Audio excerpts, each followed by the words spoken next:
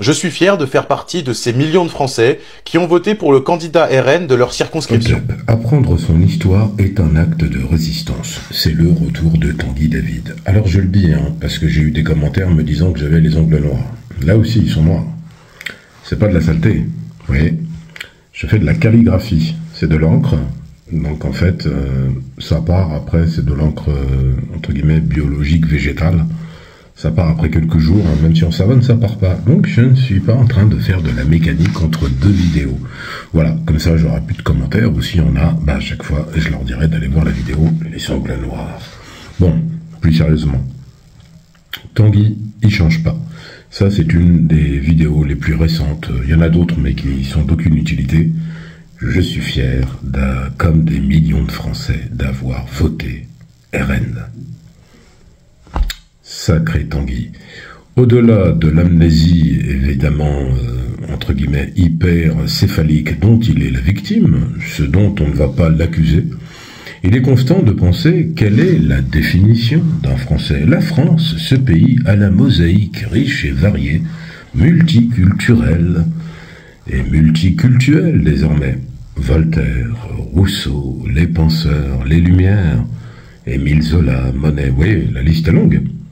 C'est aussi les guerres du Moyen-Âge, les massacres de la Saint-Barthélemy, une histoire variée, Jeanne d'Arc, etc. Vous voyez, la France a une histoire particulière, mais, bien entendu, ça prend une autre saveur quand on tient ses propos et qu'on est d'origine malienne. Tanguy. L'esclavage, Tanguy. L'esclavage. Mais bon, je suis pas venu ici pour te faire une morale historique. Je vais te rappeler simplement que le Rassemblement National, entre guillemets, qui est la variante du Front National, un parti fondé le 5 octobre 1972 par Jean-Marie Le Pen, mais pas que, Jean-Marie Le Pen, tortionnaire d'Algériens, qui pendant la guerre d'Algérie a torturé des Algériens dans des caves sordides. C'est aussi des nostalgiques, René Bousquet, etc., du régime de Vichy, des collabos, comme on dit, qui ont vendu la France et baissé leurs pantalons devant les nazis. Donc c'est ça, le Front National, pour être très clair. Donc la xénophobie est un fonds de commerce, donc les élections législatives anticipées ont passé, le Rassemblement National a obtenu beaucoup de députés, n'est-ce pas? Donc c'est pas le problème, c'est qu'en fait Tanguy David, il lâche pas l'affaire. Donc il a eu beau se faire titiller par des vrais xénophobes, il continue son chemin de croix, comme le veut l'expression consacrée. J'ai voté parce que je veux une alternance, parce que je veux que nous ayons un retour à la sécurité, parce que je souhaite que les Français retrouvent leur pouvoir d'achat, parce que je souhaite que les Français retrouvent la parole au sein d'une démocratie qui est fragilisée et largement abîmée, et parce que je souhaite également que nous ayons la parole sur des sujets majeurs comme l'immigration. Nous avons C'est compliqué, Tanguy, quand tu dis je veux, et que tu utilises le vocable on.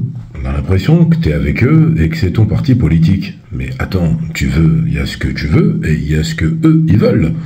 Donc là, tu nous as fait une liste du Père Noël en disant « Je veux que les Français récupèrent leur pouvoir d'achat ». J'ai envie de te dire, ce que nous souhaitons tous, c'est que tous les gens travaillant et payant des impôts en France, qui ne sont pas nécessairement des Français de nationalité, eh bien, puissent récupérer du pouvoir d'achat. Puisque je te rappelle que ceux qui travaillent en France et qui ne sont pas nécessairement de nationalité française, mais qui ont, entre guillemets, des cartes de séjour, etc., qui leur permettent de résider en France et d'y travailler, contribue à l'effort national budgétaire en payant des impôts. Donc on veut déjà, il faudrait changer ta façon de le dire. Je souhaite que toutes les personnes payant des impôts, travaillant en France, tu vois, à la rigueur, comme ça tu stigmatises ceux qui ne travaillent pas, puissent, entre guillemets, avoir du pouvoir d'achat. Première chose. Deuxième chose, tu aurais pu parler de la justice fiscale. Tu ne l'as pas fait, parce que, je vais te dire une chose, les gens que tu défends, du Rassemblement National, jusqu'à preuve du contraire, je ne parle pas nécessairement des malheureux qu'ils envoyaient sur des plateaux se faire crucifier, qui avaient la compétence d'un malabar pour parler des sujets de la société. Je parle de Jordan et tous les autres, des héritiers qui ont des appartements, des châteaux à Saint-Cloud, et qui roulent pas dans des Clio Phase 3 de je sais pas quelle année, ouais, on est d'accord. Donc le problème, c'est qu'à partir du moment où ces élites se distribuent, entre guillemets, des privilèges et des cadeaux les uns aux autres, ce que tu veux, eux, ils ne le veulent pas. En plus, là, je remarque que tu lis certainement une feuille à la façon dont ton regard est quelque peu biaisé, et puis les coupures que tu as mis dans ta vidéo, Oh, bon, moi je lis rien du tout. Ce que je lis, c'est pas important. Ce que je lis, c'est plutôt des livres. Tu devrais faire la même chose. Et surtout, je te conseille de lire des livres d'économie, parce que tu parles de pouvoir d'achat, et après tu fais une maladresse terrifiante. Tu dis la sécurité. Alors la sécurité est un droit pour tout citoyen, encore une fois, qui paye les impôts, qui contribue à l'effort national, etc. La sécurité publique, la police, a été instituée pour la protection des personnes et des biens. Maintenant, si tu veux parler d'une certaine délinquance, de certaines origines qui commettraient des actes délictueux, va jusqu'au bout de ton raisonnement. Parle-nous de ce magistrat qui a proposé sa fille de 12 ans pour être, entre guillemets, jeté en pâture à des prédateurs. Parle-nous de Dominique Pellico. Enfin, il n'est pas grec, hein, ni maghrébin, ni africain d'ailleurs. Oui, après, la liste, elle est longue, on peut continuer comme ça. Hein. Je veux dire, quand tu parles de sécurité, sois précis, c'est la même chose, ça veut rien dire ce que tu racontes. Et en plus, c'est là que je disais que tu commettais une erreur, entre guillemets, qui appelle notre vigilance. Tu dis, pour parler des vrais problèmes, à savoir l'immigration. Est-ce que c'est un problème? Moi, je vais te dire, le problème de la France, de mon point de vue, c'est la dette. Tu sais très bien que la France, elle a une dette, hein, 3 000 milliards d'euros.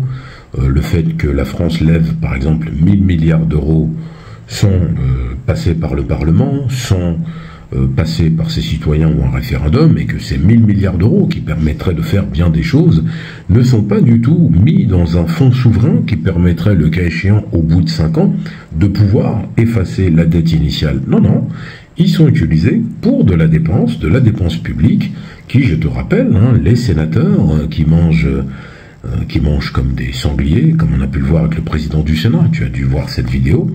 Les fonctionnaires du Sénat, je le rappelle, touchent des salaires mirobolants. Un menuisier au Sénat, il touche 5 000, 6 000 euros net par mois.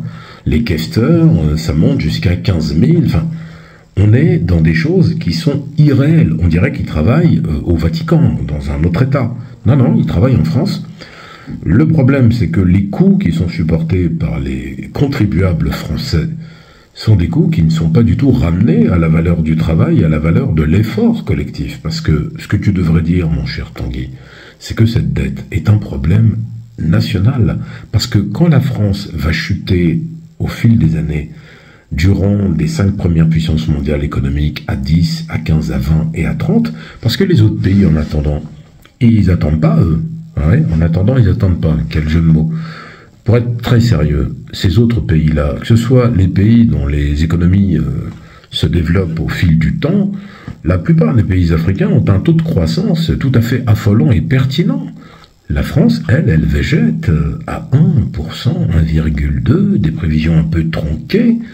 Ça va pas durer. Quand tu vis au-dessus de tes moyens et qu'en plus t'as pas de pétrole et pas de gaz, à part le pillage des ressources et les déstabilisations politiques des autres États, ça va être compliqué de se maintenir, Tanguy. Mais ça, t'en parles pas. Tu nous soulèves l'immigration comme si c'était le problème. Tu sais, le repli sur soi-même ou le repli communautaire n'a jamais été la solution en 2024.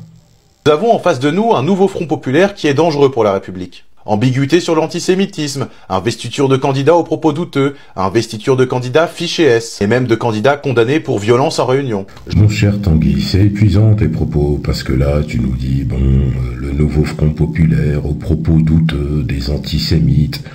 Alors, si la liberté d'expression en France n'est que dans un sens, c'est-à-dire qu'on a le droit d'insulter les musulmans, d'être islamophobe, alors effectivement, cette liberté d'expression à géométrie variable est quelque peu douteuse, comme tu le dis. En plus, ce que tu qualifies d'antisémite, c'est simplement de parler d'un génocide qu'il y a en cours avec plus de 47 000 victimes identifiées, femmes et enfants principalement, qui se perpétue maintenant au Liban. Voilà, hein. Donc du coup, c'est antisémite de dire ça. Moi, je ne le crois pas. Il ne faut pas confondre le sionisme, qui est un projet politique, et le judaïsme, qui est une religion. C'est deux choses différentes. Donc, en partant de ce postulat, il n'y a personne qui est antisémite. Maintenant, tu dis des fichiers S. Alors, je te rappelle qu'il y a eu un procès de membres de l'extrême droite qui ont été condamnés, qui ont fait appel. Il y a aussi le procès de cet ex-commando marine de l'extrême droite aussi, qui a tué un rugbyman argentin devant un café. Ils sont fichés S, hein, je veux dire, ceux qui ont des projets d'action violente, d'aller tuer des gens dans des mosquées, etc., c'est des gens de l'extrême droite que tu défends, et ils sont fichés S. Donc fichier S, faut que tu expliques ce que c'est quand même. Faudra même peut-être que tu fasses une vidéo pour dire ce que c'est fichier S. Après, tu parles aussi du fait que c'est dangereux et qu'en fait le Rassemblement national serait la solution. Alors moi j'ai envie de vous dire, surtout les fachos qui n'arrêtent pas de venir en commentaire et me dire vive Marine Le Pen, etc. Les extrêmes, c'est toujours quelque chose qui va être entre guillemets la seule réponse face à des gens qui sont défavorisés intellectuellement. Que ce soit l'extrême gauche ou l'extrême droite, c'est le même constat. Moi, je ne favorise aucun des deux, mais il y en a un des deux qui est xénophobe et il y en a un des deux qui a été fondé par des collabos et des fans du nazisme. Parce que, parles-tu, Tanguy, des candidats qui ont été condamnés pour des violences? Parce que là, tu dis, oh, il y en a qui ont été condamnés pour des actes. Est-ce que tu parles de ceux qui ont tué un colleur d'affiches comorien à Marseille, ou de ceux qui ont commis des tabassages en règle, etc., ou du GUD à l'université Assas à Paris, etc., etc. Tu n'en parles pas parce que tu as ce qu'on appelle une mémoire sélective et une aliénation qui t'est propre, Tanguy David. En tout cas, je continuerai de prendre quelques vidéos de toi, vraiment de manière parcimonieuse, parce que tu n'en vaux certainement pas la peine. En tout état de cause, on reste vigilant. Likez, partagez, commentez. J'aime bien avoir vos avis sur ce genre d'énergumène. Et surtout, abonnez-vous. Merci.